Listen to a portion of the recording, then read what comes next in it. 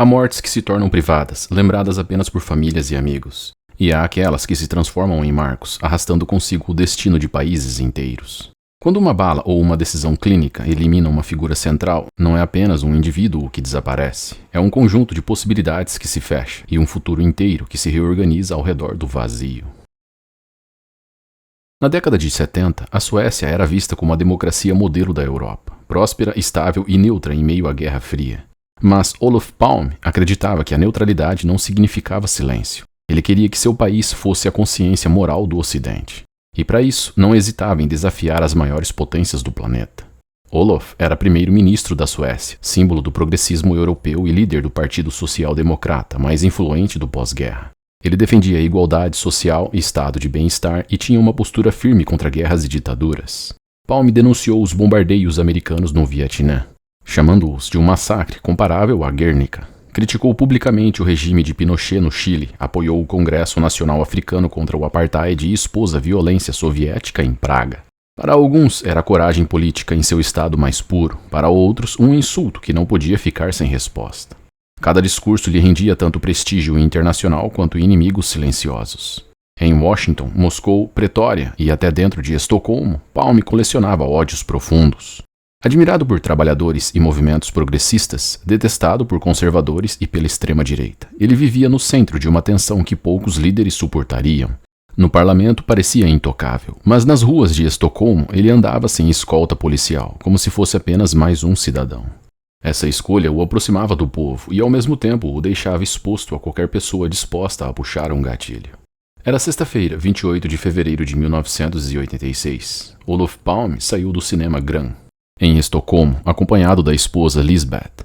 A caminhada até em casa seria curta. Nenhum segurança os acompanhava. A avenida Svivagen estava iluminada por vitrines e letreiros, ainda movimentada apesar da hora.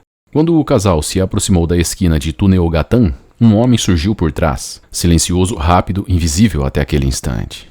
O primeiro disparo foi a queima-roupa, a menos de 1 metro de distância. A bala atravessou as costas de Palme, rasgando seu pulmão e a artéria principal. Ele caiu imediatamente no asfalto, sem chance de reação. O segundo disparo atingiu Lisbeth, de raspão no ombro. Ela gritou por socorro enquanto o atirador se detinha por um instante, como se confirmasse o efeito dos tiros, antes de correr em direção às escadarias escuras e desapareceu. Houve testemunhas. Algumas disseram ter visto um homem de casaco escuro, outras falaram em um boné. 23 pessoas no total relataram o que viram, mas nenhuma descrição era idêntica.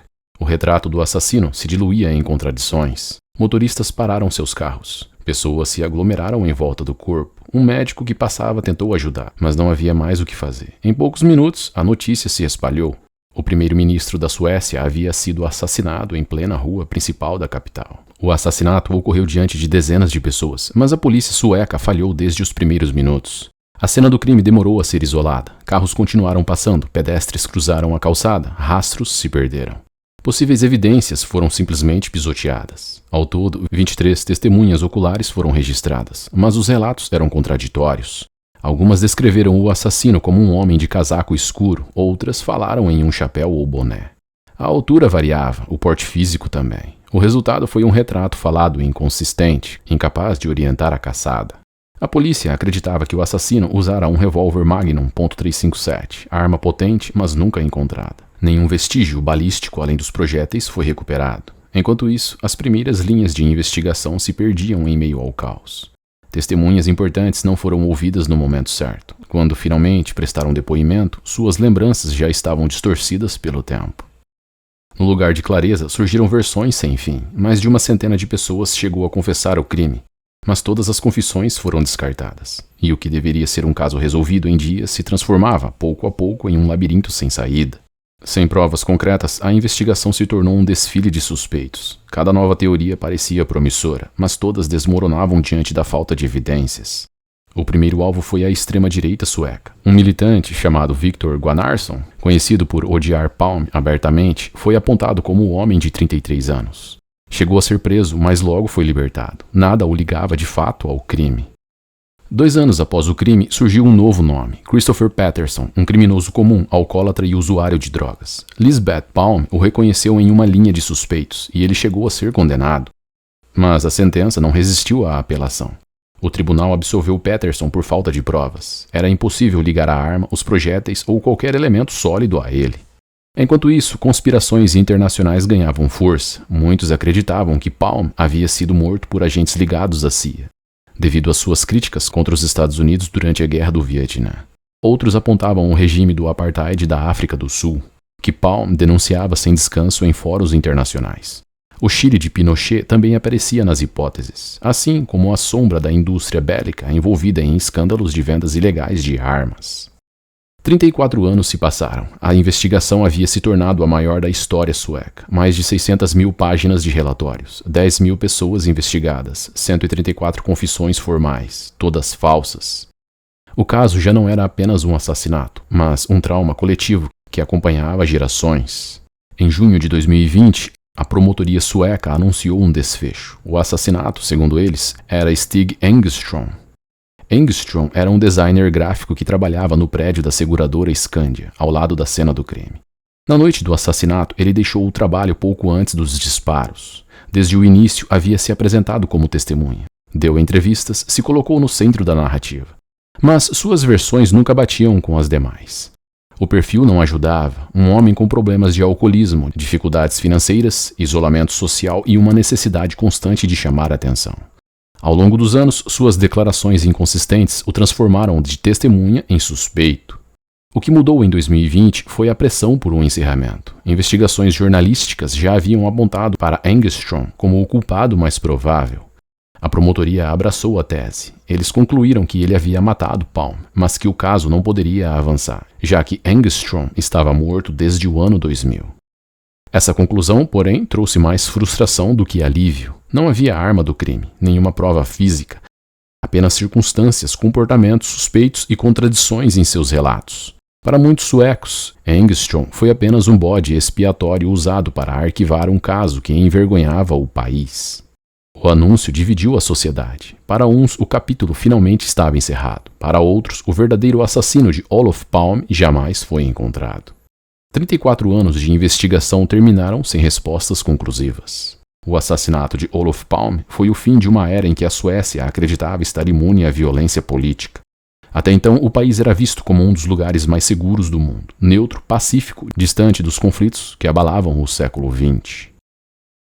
Na década de 1960, o Chile se tornava um laboratório político da Guerra Fria. Enquanto Cuba abraçava o socialismo e os Estados Unidos buscavam conter sua expansão na América Latina, o país andino escolheu um caminho intermediário. À frente desse projeto estava Eduardo Frei Montalva, presidente do Chile entre 1964 e 1970. Líder da democracia cristã, ele defendia uma revolução em liberdade. Reformas sociais profundas, mas sem ruptura com a democracia. Nacionalizou parte da indústria do cobre e investiu em educação, moradia e modernização agrária. Para seus apoiadores, era o símbolo de um Chile que podia se desenvolver sem cair em extremos. Mas seu mandato também gerou frustrações. A direita foi acusado de ceder demais às pressões populares. A esquerda era visto como um freio às mudanças mais radicais. Mesmo assim, Frei se manteve como a figura política mais respeitada do país. Com o golpe militar de 1973 e a ascensão de Pinochet, seu papel ganhou outra dimensão. Frei já fora da presidência, tornou-se um dos críticos mais contundentes da ditadura. Sua voz tinha peso, era o único ex-presidente vivo e ainda mantinha prestígio internacional.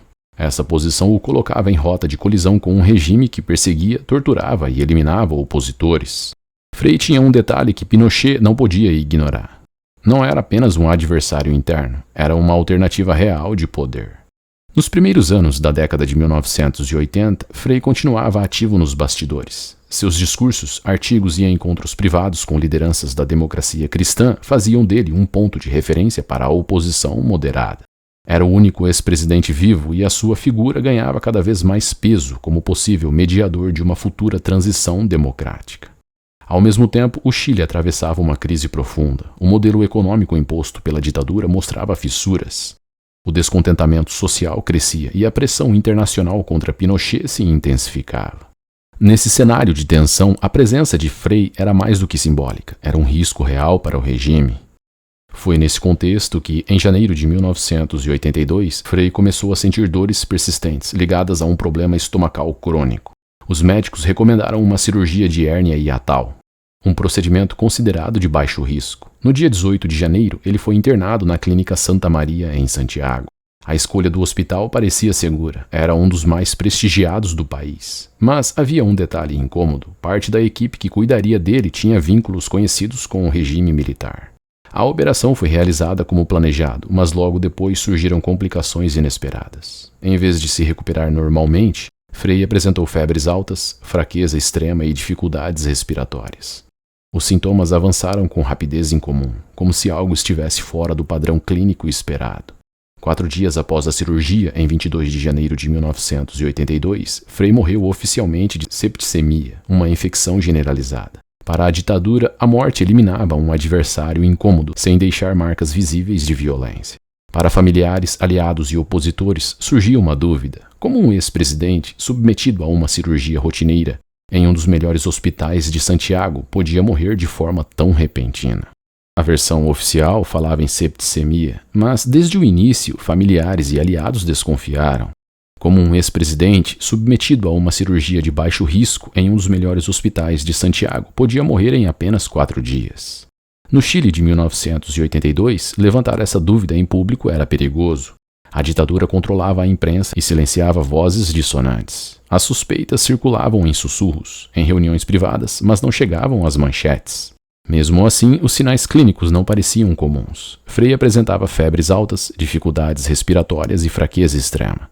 Sintomas que alguns médicos próximos à família descreviam como indícios de intoxicação química, não de uma infecção hospitalar. O contraste logo ficou claro. Enquanto médicos da confiança da família questionavam o quadro, os profissionais da Clínica Santa Maria, alguns com vínculos conhecidos com o regime, sustentavam a versão de septicemia. A disputa entre duas narrativas começou ali, dentro do próprio hospital. Havia também rumores de que a ditadura já experimentava agentes tóxicos em operações clandestinas. A possibilidade de que Frei tivesse sido envenenado ganhava força. Naqueles anos, centenas de opositores foram presos, torturados e mortos, mas a morte de Eduardo Frei parecia diferente. Silenciosa, asséptica, planejada para ser confundida com uma falha médica. Durante a ditadura, não houve chance de apurar as suspeitas. O caso foi tratado como encerrado e a versão oficial de septicemia permaneceu intocada. Mas, com a redemocratização do Chile nos anos 90, a família de Frei voltou a pressionar por respostas. Em 2009, a justiça chilena autorizou a exumação do corpo. Peritos independentes detectaram resíduos de arsênico e mostarda de enxofre nos tecidos analisados, substâncias letais associadas a armas químicas. Essa descoberta reacendeu o debate nacional. Eduardo Frei não teria morrido de infecção, mas de envenenamento. As investigações se aprofundaram. Médicos que o atenderam na Clínica Santa Maria foram acusados de manipular o tratamento. Em 2019, 6 pessoas, entre elas médicos e ex-agentes ligados à ditadura, foram condenados por homicídio qualificado. O caso parecia finalmente resolvido, mas a história tomou outro rumo. Em 2021, a Corte Suprema do Chile anulou as condenações. Para o tribunal, as evidências não eram conclusivas. Não havia prova irrefutável de que Frei tivesse sido envenenado. O caso voltou ao ponto de partida, oficialmente sem culpados. A anulação foi recebida com indignação pela família e por grande parte da opinião pública. Afinal, como conciliar laudos periciais que apontavam substâncias tóxicas com um veredito que insistia em mantê-lo como vítima de uma infecção hospitalar? 3 décadas após sua morte, Eduardo Frei Montalva continuava sendo o único ex-presidente chileno a morrer em circunstâncias oficialmente tratadas como suspeitas. Décadas depois, a pergunta continua aberta. Eduardo Frei Montalva morreu de complicações médicas ou foi vítima de um envenenamento cuidadosamente planejado? Em 28 de junho de 1914, 2 disparos ecoaram nas ruas de Sarajevo. Foram tiros de uma pistola pequena, empunhada por um jovem de apenas 19 anos. Simples no ato, mas devastadores nas consequências. Um atingiu Sophie, duquesa de Hohenberg. O outro, seu marido, o arquiduque Franz Ferdinand, herdeiro do Império Austro-Húngaro. Poucos minutos depois, ambos estavam mortos. Muitos crimes políticos ao longo da história abalaram governos, mas esse em especial foi chamado de o tiro que mudou o mundo. Porque não terminou apenas em um funeral, terminou em uma guerra global. O atentado de Sarajevo transformou ressentimentos regionais em uma crise internacional sem precedentes, arrastando impérios inteiros para a Primeira Guerra Mundial. O que impressiona é como um gesto individual em meio a erros de segurança e decisões improvisadas conseguiu desencadear uma reação em cadeia que custaria milhões de vidas. E a questão que persiste mais de um século depois é simples, mas perturbadora. Foi apenas acaso histórico ou havia engrenagens invisíveis preparando aquele desfecho? No início do século XX, o Império Austro-Húngaro era um colosso instável, sustentado mais pelo peso da tradição do que pela força política real. Em meio a esse equilíbrio frágil, um nome concentrava as expectativas e as tensões do futuro. Franz Ferdinand, arquiduque e herdeiro do trono. Franz era uma figura controversa. De temperamento rígido, orgulhoso e muitas vezes descrito como frio, conquistava poucos pela simpatia. Mas nos bastidores defendia reformas que poderiam transformar a própria estrutura do império. Sua ideia era reorganizar o Estado em um modelo federalista, dando mais autonomia a povos eslavos como tchecos, croatas e sérvios que viviam sob domínio de Viena. Essa decisão o colocava em uma posição delicada. Para setores da elite austríaca e húngara, era um risco, enfraqueceria o poder central e ameaçaria os privilégios da aristocracia. Para nacionalistas sérvios, era igualmente perigoso. Um império mais aberto aos eslavos poderia neutralizar o sonho da Grande Sérvia, que buscava unificar todos os povos eslavos sob sua bandeira. Sua vida pessoal também escapava das convenções da corte. Ele era casado com Sophie Chotek, uma condessa de linhagem nobre, mas sem sangue real suficiente para ser aceita como igual. O casamento foi considerado morgonático. Seus filhos jamais poderiam herdar o trono. Apesar da rejeição oficial, o casal era visto como unido e afetuoso, contrastando com a rigidez da aristocracia vienense. Franz Ferdinand carregava, portanto, um paradoxo. Era herdeiro de um império à beira da implosão, defensor de reformas que desafiavam interesses dos dois lados e marido de uma mulher que a corte desprezava, mas que ele amava profundamente. Um homem destinado a governar, mas que acumulava inimigos em todas as direções. O palco da tragédia não foi escolhido ao acaso. Em 1908, a Áustria-Hungria anexou oficialmente a Bósnia-Herzegovina, um território de maioria eslava. Para os sérvios, dentro e fora das fronteiras, foi uma afronta. Aquelas terras, acreditavam, deveriam fazer parte da futura Grande Sérvia. O ressentimento cresceu em silêncio, mas era profundo. Na virada do século, o nacionalismo fervia em toda a Europa, e nos Balcãs, ele tinha um caráter explosivo. Jovens intelectuais e estudantes pregavam a unificação dos povos eslavos, enquanto em Belgrado, oficiais do exército criavam sociedades secretas como a Mão Negra, cujo lema era direto: unificação ou morte. Essa organização fornecia armas, treinamento e até cápsulas de cianeto para militares dispostos a agir contra o império. A visita de Franz Ferdinand a Sarajevo, marcada para 28 de junho de 1914, aumentou ainda mais a tensão. A data coincidia com o Vidovdan, feriado que lembrava a Batalha de Kosovo, em 1389, símbolo do sacrifício sérvio contra o domínio estrangeiro. Para os nacionalistas, a presença do herdeiro do trono em pleno Vidovdan soava como provocação. Sarajevo, capital da Bósnia, também carregava seu próprio peso simbólico. Era uma cidade de contrastes. Sérvios ortodoxos, croatas católicos e muçulmanos bósnios viviam lado a lado. Exibir o arquiduque ali não era um gesto inocente. Era a tentativa da Áustria-Hungria de mostrar controle absoluto sobre uma região que se recusava a aceitar sua dominação. Enquanto isso, dentro do próprio império, Franz Ferdinand defendia uma reorganização federal que daria mais espaço aos povos eslavos. Para ele, era uma forma de salvar a monarquia da fragmentação. Para os nacionalistas sérvios, era ainda mais perigoso do que a repressão aberta. E se os eslavos ganhassem autonomia dentro do império, o sonho da independência total poderia desaparecer. Esse choque de visões criou a tempestade perfeita. O herdeiro que pretendia reformar o império e aproximar os povos eslavos foi visto justamente como o inimigo a ser eliminado. O sol de verão aquecia as ruas de Sarajevo naquela manhã de domingo, em 28 de junho de 1914. A cidade parecia preparada para uma celebração. Bandeiras austro-húngaras decoravam as fachadas, soldados alinhados marcavam presença, e curiosos se amontoavam para ver o herdeiro do trono. Mas, atrás da multidão, 7 jovens esperavam em silêncio. Estudantes nacionalistas, quase todos menores de 20 anos. Nervosos, suando no calor de junho, carregavam pistolas, granadas e cápsulas de cianeto. A comitiva imperial seguiu em carros abertos, expondo Franz Ferdinand e sua esposa Sophie ao público. O arquiduque usava um uniforme branco, a farda impecável de gala, contrastando com o clima hostil que não aparecia nas ruas enfeitadas. Pouco depois das 10 horas da manhã, o primeiro golpe foi tentado. Nadeljko Kabrinović, posicionado na avenida Epelquai, arremessou uma bomba contra o carro do arquiduque. O artefato voou em arco e caiu sobre a capota do veículo. Nesse instante, um dos guarda-costas, sentado na traseira, reagiu com instinto, ergueu o braço e desviou a bomba com a mão. O cilindro metálico quicou no chão e explodiu sob o carro que vinha logo atrás. A explosão feriu oficiais e civis. Estilhaços se espalharam pela multidão e gritos tomaram a rua. Mas o alvo principal seguia intacto. O carro do arquiduque acelerou, levantando poeira enquanto deixava o caos para trás. Chegando ao palácio do governador, Franz Ferdinand estava furioso. Dentro do edifício, teria gritado contra as autoridades locais. Eu venho a Sarajevo e recebo bombas jogadas em mim? Sophie tentava acalmá-lo, mas a tensão era evidente. Ainda assim, o casal decidiu não interromper a visita. O arquiduque insistiu em visitar os feridos da explosão no hospital militar. Essa decisão mudaria tudo. A comitiva retomou o percurso pouco antes do meio-dia, mas um erro aconteceu. O motorista, sem saber que a rota havia sido alterada para evitar o centro da cidade, dobrou a rua Franz Joseph Strasse, logo após a Latin Bridge. Ao perceber, ele tentou dar a marcha ré. O carro reduziu a velocidade, engasgou e parou. Foi nesse momento que o destino se fechou.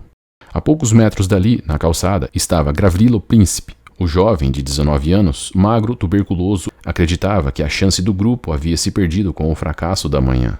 Ele caminhava desanimado, quando de repente viu o carro enguiçado à sua frente. O arquiduque estava ali, imóvel, a poucos passos. O príncipe avançou, em meio à confusão da rua, sacou uma pistola belga modelo 1910 e disparou 2 vezes a queima-roupa. O primeiro tiro atingiu Sophie no abdômen. O segundo atravessou o pescoço de Franz Ferdinand, rompendo a jugular. O conde Harrach, ajudante de ordens, segurou o arquiduque que sangrava intensamente.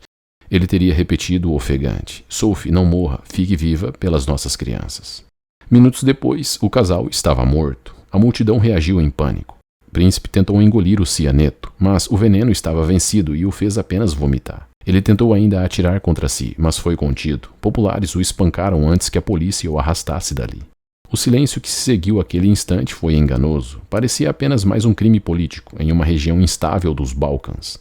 Mas, na verdade, era o início de algo muito maior. Naquela esquina estreita de Sarajevo, um erro de rota colocou um herdeiro imperial diante de um estudante nacionalista. 2 disparos de uma pistola simples, resultado de falhas acumuladas e coincidências improváveis, foram suficientes para arrastar o mundo para a Primeira Guerra Mundial. Depois dos tiros, Sarajevo mergulhou em caos. A polícia cercou ruas, vasculhou cafés e prendeu rapidamente os cúmplices. No total, 7 jovens estavam ligados à trama. Quase todos eram estudantes nacionalistas inflamados, alguns ainda adolescentes. No centro da conspiração estava a Sociedade Secreta Mão Negra, formada por oficiais do exército sérvio. Foi ela quem forneceu pistolas, granadas e cápsulas de veneno, além de treinar e infiltrar os rapazes da Bósnia.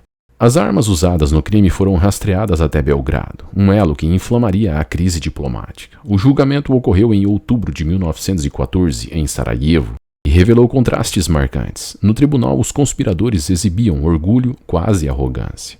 Sorriram, desafiaram os juízes e deixaram claro que não se viam como criminosos comuns, mas como mártires de uma causa nacionalista. As sentenças variaram. Danilo Ilic, considerado um dos organizadores, foi condenado à morte. Outros 3 cúmplices mais velhos também foram executados. A maioria, por ser menor de 20 anos, escapou da forca. Entre eles estava Gavrilo Príncipe, franzino, com pouco mais de 1,60 e apenas 45 quilos. Pela lei austro-húngara, ele não podia ser executado. Recebeu a pena máxima para sua idade, 20 anos de prisão. Definhou na cadeia, tuberculoso, com ossos corroídos pela doença. Acabou morrendo em abril de 1918, meses antes do fim da guerra. A investigação deixou uma questão sem resposta. Até que ponto o governo sérvio sabia da conspiração? O envolvimento da Mão Negra era evidente, mas não havia prova direta de que o primeiro-ministro Nikola Pašić tivesse autorizado o plano. Alguns acreditam que ele tentou barrar o ataque sem sucesso, outros que fechou os olhos deliberadamente. Para o Império Austro-Húngaro, a dúvida não importava. Viena usaria o atentado como justificativa. A Sérvia, como Estado, seria responsabilizada. Esse argumento transformaria um crime político local em uma crise internacional sem precedentes.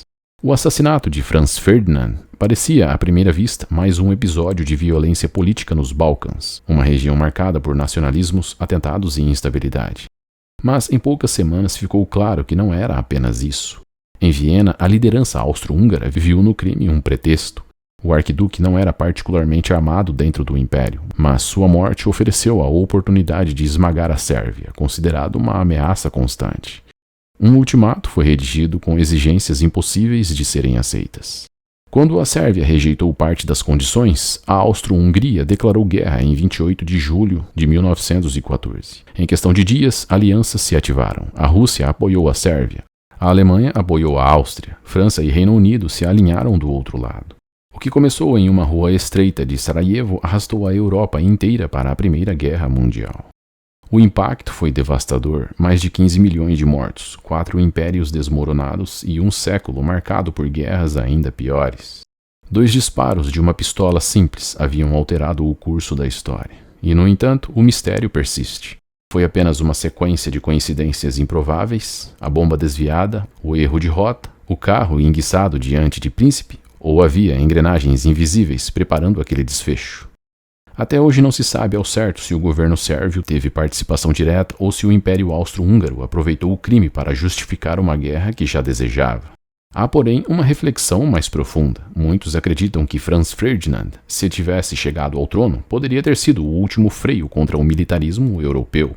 Ele desconfiava da Alemanha, temia a Rússia e rejeitava a ideia de uma guerra dos Balcãs.